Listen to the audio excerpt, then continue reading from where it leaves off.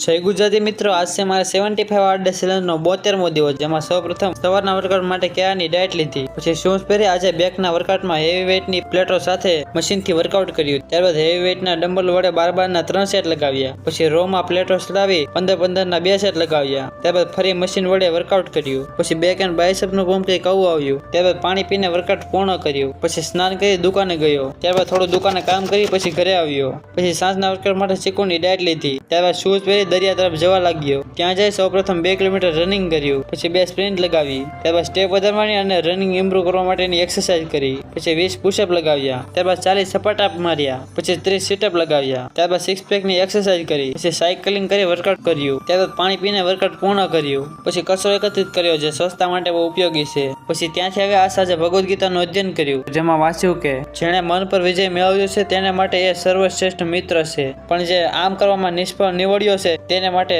મન એ સૌથી મોટો શત્રુ બની રહે છે. બોલો જય શ્રી રામ.